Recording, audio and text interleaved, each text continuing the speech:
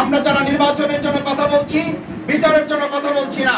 আমরা যারা নির্বাচনের জন্য কথা বলছি, সংস্কারের জন্য কথা বলছি না। এদেশের মানুষের মধ্যে সংশয় তৈরি হয়েছে, শহীদ পরিবারগুলোর মধ্যে সন্দেহের উদ্রেক করেছে যে আমরা হয়তো কেউ কেউ তাদের সাথে যোগ সাজস করে তাদেরকে পুনর্বাসনের জন্য চক্রান্ত করে তাদের সাথে লিপ্ত হতে শুরু করেছে। কিন্তু আমরা যে একটা জিনিস লক্ষ্য করছি, আজকে যখন বিচারের কথা বলছি, যখন নির্বাচনের কথা বলছি, যখন সংস্কারের কথা বলছি, তখনও শেখ হাসিনা, ওবায়দুল কাদেরের মতো লোকেরা ভিডিও কলের মাধ্যমে বাংলাদেশের মানুষকে হুমকি দিচ্ছেন। সে বিষয়ে আমাদের রাজনীতিবিদরা এখনো মুখ খুলে কোনো কথা বলছেন না। এই পরিবেশের সাথে সবচেয়ে বড় স্টেক হোল্ডার যারা শহীদ এবং তাদের শহীদের পরিবার, সেই শহীদ পরিবারের সাথে কথা না বলে আমি মনে করি অন্তর্বর্তীকালীন সরকার এবং রাজনৈতিক কোন দলের সিদ্ধান্ত গ্রহণ করা যথার্থ হবে না। সেই শহীদ পরিবার এখানে আমরা অসংখ্যবার তাদেরকে ডেকেছি, আমরা তাদের পরিবারের কাছে গিয়েছি, তাদের সাথে কথা বলার চেষ্টা করেছি, তাদের কাছে যতবার আমরা জানতে চেয়েছি আপনারা এই সময় এখন কি চান, তাদের একটাই বক্তব্য, আগে আমাদের শহীদদের বিচার নিশ্চিত করে তারপর আমরা অন্য কোনো দিকে ধাবিত হতে চাই। চিন্তা করার মতো পথ বেছে নিচ্ছেন।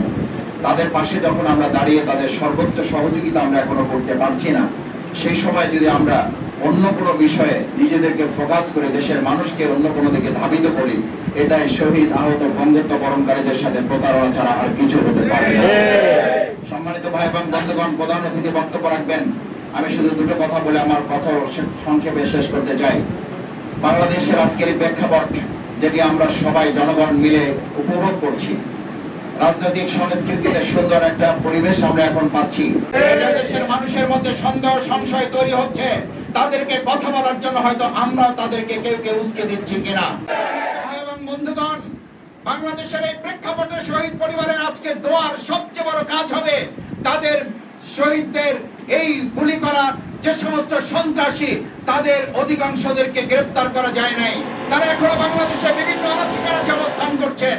আমি মনে করি তাদেরকে গ্রেফতার করা, যাদেরকে গ্রেফতার করা হয়েছে এদের মধ্যে প্রায় 250 ইতিমধ্যে জামিন দেওয়া হয়েছে।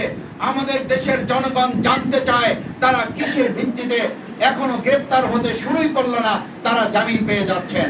সম্মানিত ভাই এবং বন্ধুগণ, আসুন বিচার, সংস্কার, পিআর পদ্ধতিতে নির্বাচন, স্থানীয় নির্বাচনের মাধ্যমে বর্তমান সরকারের সক্ষমতা, নাগরিক সুবিধা নির্ধারণ করে এবং আগামী দিনে জাতীয় সংসদ নির্বাচনের সুষ্ঠু লেভেল প্লেইং ফিল্ড তৈরি হয়েছে কিনা তার নিশ্চয়তার জন্য স্থানীয় নির্বাচন নিশ্চিত করার পরেই কেবল আমরা চাই জাতীয় সংসদ নির্বাচন অনুষ্ঠান সুষ্ঠুভাবে লেভেল প্লেইং ফিল্ড, যার আমি আমার ভোট যাকে খুশি তাকে দেব, এই পরিবেশ নিশ্চিত হবে তখন যখন আমরা একটা স্থানীয় নির্বাচনের মাধ্যমে এরকম একটা কেস আমরা নির্ধারণ করতে পারবো।